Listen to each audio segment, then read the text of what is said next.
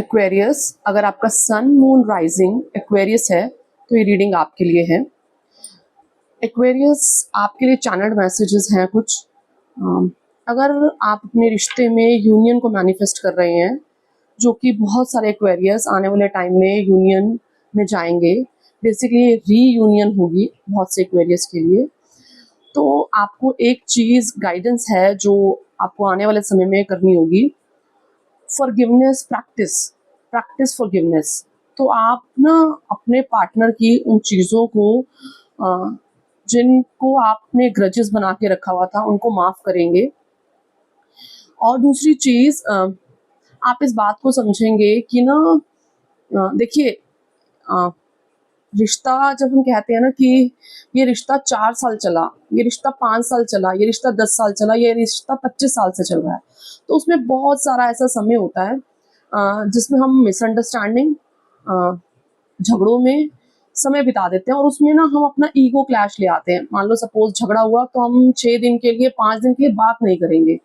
तो जो हम ये कहते हैं ना कि हम 20 साल से एक दूसरे के साथ हैं, हम 10 साल से एक दूसरे के साथ हैं, तो अगर डीप डाउन ये चीज़ देखी जाए तो उसमें से अब हर बार जब झगड़ा हुआ तो हर बार के 5 दिन 6 दिन जो होंगे वो बिना बात किए निकले होंगे। आप दोनों ने एक दूसरे से बात नहीं की, तो झगड़ा तो एक दिन खत्म करना ही था। जब झगड़ा खत्म करना ही था और वापस से एक दूसरे को माफ करना ही था, तो फिर हम इतना समय इन चीजों में क्यों बर्बाद कर देते हैं ईगो क्लैश में। माफ तो एक दिन करना ही है ना, चाहे वो 4 दिन बाद करना है, चाहे वो 6 दिन बाद करना है, चाहे 10 दिन बाद करना है। तो आप दोनों पार्टनर इस बात को समझेंगे कि जब माफ करना ही है तो फिर उसको जितना जल्दी हो सके क्यों नहीं, ताकि कल जब हम ये बात कहें ना कि हमारे रिश्ते को 10 साल हो गए हैं, तो वो पूरे 10 साल हो, जिसमें ये ना हो कि हर हर 15 दिन में 6 दिन के झगड़े में हमारे इस समय में बीत जाते हैं कि हम आपस में बात ही नहीं कर रहे हैं, तो वो 10 साल भी नहीं गिने जाते हैं। तो आप इस बात को समझेंगे, जब हमने एक दूसरे को माफ करना ही है तो माफी 6 घंटे में देनी है या 6 मिनट में देनी है, और एक दूसरे को अपनी गलतियां रियलाइज करके हमें आगे कैसे बढ़ना है, ये एक्वेरियस आपकी लर्निंग रहेगी, आप दोनों पार्टनर की लर्निंग रहेगी आने वाले समय में। दूसरा, एक्वेरियस, आप, ये पॉसिबल है आप प्रोक्रास्टिनेशन जोन में जा रहे हैं, तो आने वाला टाइम आपसे डिमांड करेगा कि आप अपने पैशन को फॉलो करें, आप उन चीज़ों पे काम करें, रादर देन एक्सक्यूजेस बनाने की बजाय, रादर देन ग्रीफ में जाने की बजाय, आप अपने पैशन को, अपनी चीज़ों को फॉलो करें। ये 2-3 चीज़ें आपके साथ होंगी आने वाले समय में एक्वेरियस। लेट्स सी 16 अगस्त से 31 अगस्त तक आपके लिए कौन सी एनर्जीज अवेलेबल हैं और आपके लिए क्या गाइडेंस है। Let's see, justice, 3 of wands, okay, 2 of cups, 9 of cups,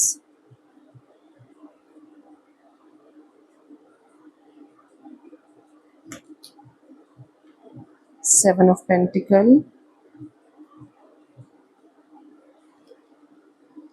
king of swords, the sun,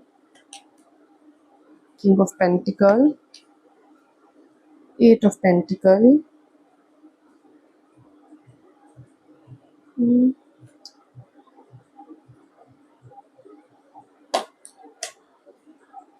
judgment, 2 of wands, ace of pentacle, the fool. I'm taking this, 3 of cups,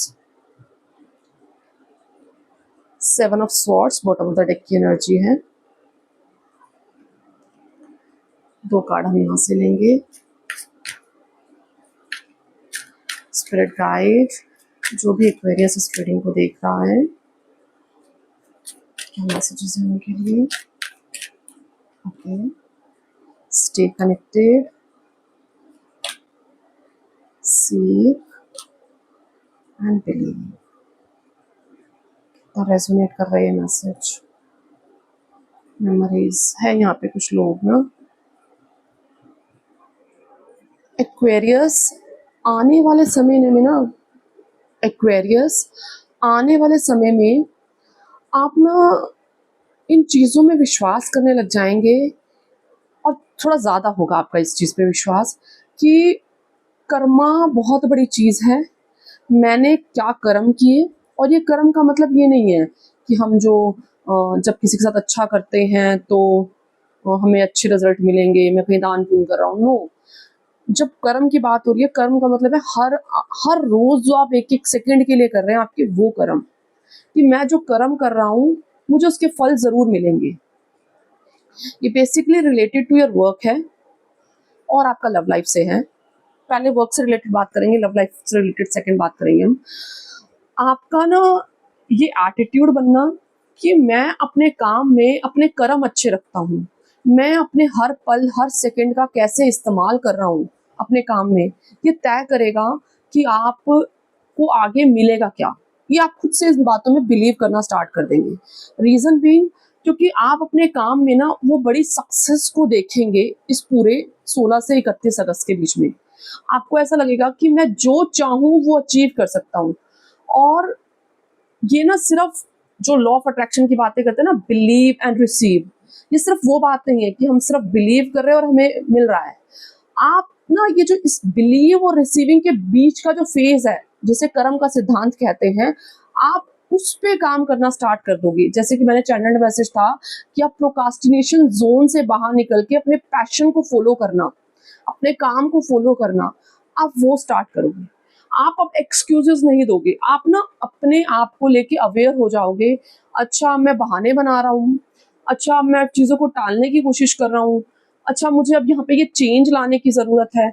ऐसा नहीं है कि ये कोई चेंज एकदम से मैं कहूँ बहुत बड़ा आ जाएगा, but being in awareness state ये सबसे बड़ी चीज़ होती है। जब आप अपने आप को समझने लगते हैं, अपने आप को जानने लगते हैं कि अब मुझे क्या करना है, अब मैं कहाँ गलत कर रहा हूँ और मुझे इसको कैसे ठीक करना है।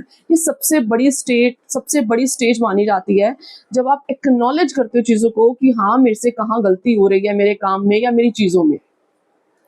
तो आप जैसे इस स्टेज पे जाएंगे, जैसे अवेयरनेस की स्टेज पे जाएंगे, you are going to expand. आपका काम ना वर्ल्ड वाइड जाने वाला है। आप कुछ भी कर रहे हो, ये बिल्कुल ऐसा जाने वाला है कि लोग आपको पहचानेंगे, लोग आपको देखेंगे। आपके काम की तारीफ सिर्फ आपकी कंट्री तक नहीं होगी, बाहर तक होगी। ऐसा काम भी हो सकता है जो आउट ऑफ कंट्री से रिलेटेड हो, चाहे वो मेल भेजने का हो, चाहे वो किसी भी तरह का काम हो, बट आपका जो डीलिंग है वो आउट ऑफ कंट्री है। मतलब एक फॉरेन लैंड के साथ आपको लोग जानेंगे बेसिकली। ये होगा आपके साथ। कुछ लोग क्या ट्रैवल भी कर सकते हैं, there is a possibility.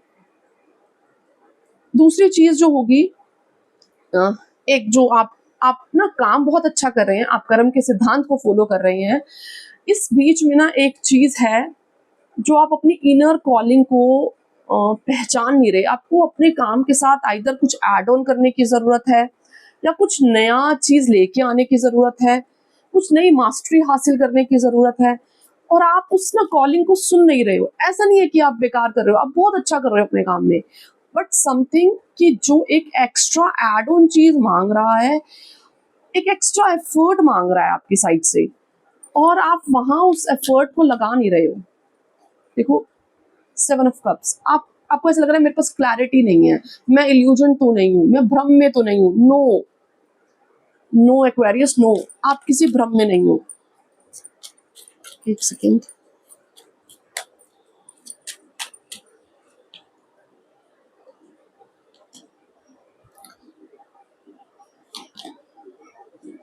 C Aquarius, आप अंदर से ये बात जानते हो कि आपको खुद को एक स्टक सिचुएशन से निकालना है। सी 9 ऑफ पेंटिकल, आपको खुद एक स्टक सिचुएशन से निकालना है। आपको अपनी चीज़ों को लेके पर्सपेक्टिव को, विचारधाराओं को बदलने की ज़रूरत है, खुद भी जो आपने अपनी बना रखी है। और जैसे आप अपनी ये विचारधारा बदलेंगे ना, ये बिलीफ सिस्टम बदलेंगे, वैसे ही आपको सपोर्ट मिलना शुरू हो जाएगा। आपको सपोर्ट आपके अपनों से, आपको सपोर्ट आपके ईश्वर से, हर जगह से मिलेगा।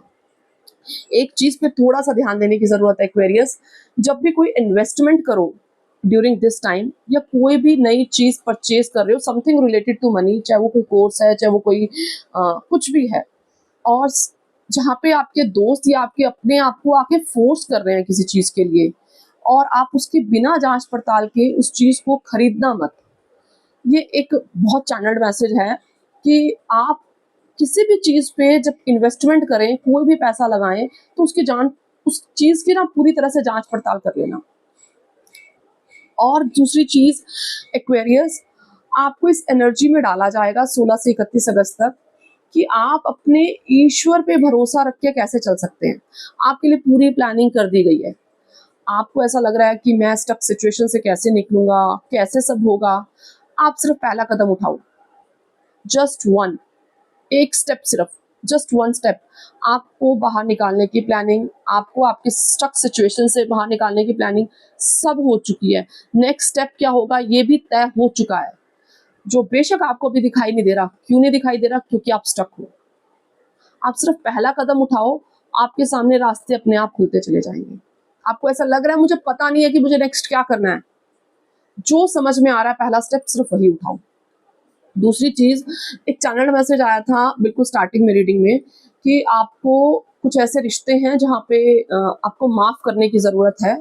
और यहाँ पे बहुत से ऐसे लोग हैं एक्वेरियस, बहुत से ऐसे एक्वेरियस हैं जो पुराने रिश्तों को छोड़ रहे हैं और नए रिश्तों को मैनिफेस्ट करना चाह रहे हैं अपने जीवन में, नए यूनियन को मैनिफेस्ट करना चाह रहे हैं। तो आपके लिए गाइडेंस है कि जब तक आप पुराने लोगों के ग्रजेस को अपने अंदर रखेंगे, तब तक आप नए रिश्ते में वो नयापन मैनिफेस्ट नहीं कर पाएंगे। क्योंकि आप वही सेम चीज़ जो पुराने लोगों में थी, पुराने पार्टनर में थी, वही सेम चीज़ आपको नए लोगों में मिलेगी, वही सेम नेक्स्ट पार्टनर में देखने को मिलेगी। तो पहले पिछले ग्रजेस को, पिछली चीज़ों को माफ़ करो। जो भी हुआ वो आपको कुछ सिखाने के लिए हुआ था, वो आपको किसी लेवल पे अपग्रेड करने के लिए हुआ था। इस बात को समझो। तभी जब आप पिछली चीज़ को माफ़ करोगे, तभी नए रिश्तों को मैनिफेस्ट कर पाओगे। कुछ लोग यहाँ पे ना अपने दुख की वजह से ना ओवर ईटिंग भी बड़ा स्टार्ट कर देते हैं। तो अपनी ओवर ईटिंग से बचो, अपनी एडिक्शन से बचो। ये एडिक्शन कोई भी हो सकती है, किसी को टीवी की है, किसी को मोबाइल की है, बट यहाँ ओवर ईटिंग ज़्यादा है। ओवर ईटिंग कह लो या बहुत बड़ी-बड़ी जगहों पर अ जाकर खाने पीने की। और ये बुरी बात नहीं है। बात ये है कि आप वहाँ पे एस्केप वाली एनर्जी में जा रहे हो, और एस्केप सॉल्यूशन नहीं है। उसको फेस करना सॉल्यूशन है, भागना कभी सॉल्यूशन नहीं है। एक्वेरियस, ये रीडिंग मैं एक कार्ड और लेना चाहूंगी।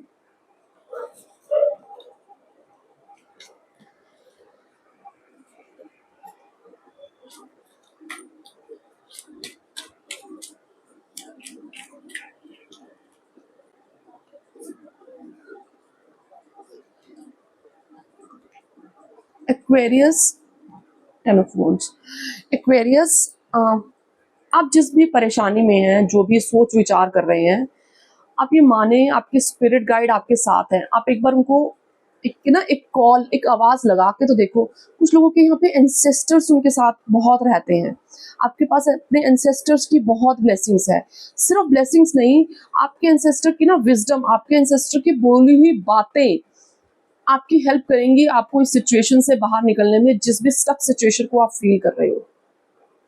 आपके एंसेस्टर्स आपको विजडम दे रहे हैं, चाहे वो सपनों के थ्रू दे रहे हैं, चाहे वो विजन के थ्रू दे रहे हैं, चाहे वो कैसे भी दे रहे हैं, बट आपके एंसेस्टर्स आपको विजडम दे रहे हैं। उस विजडम को सुनो, उसे समझो, और अपने आप को इस मेंटल ट्रांजिशन से बाहर निकालने की कोशिश करो। नहीं तो स्टक रह जाओगे और आपकी जो ग्रोथ ईश्वर ने आपके लिए प्लान की हुई है, ये रुक जाएगी। इस ग्रोथ को वेलकम करो। ये ग्रोथ आपके जीवन में आना चाहती है। अपनी इनर कॉलिंग को पहचानो एक्वेरियस। आपके कुछ रास्ते ऐसे हैं जिस पे आपको चलना है, नाम कमाना है, पैसा कमाना है। उस रास्ते पे चलो, वो आपका इंतजार कर रहा है। उस इनर कॉलिंग को डिनाई मत करो।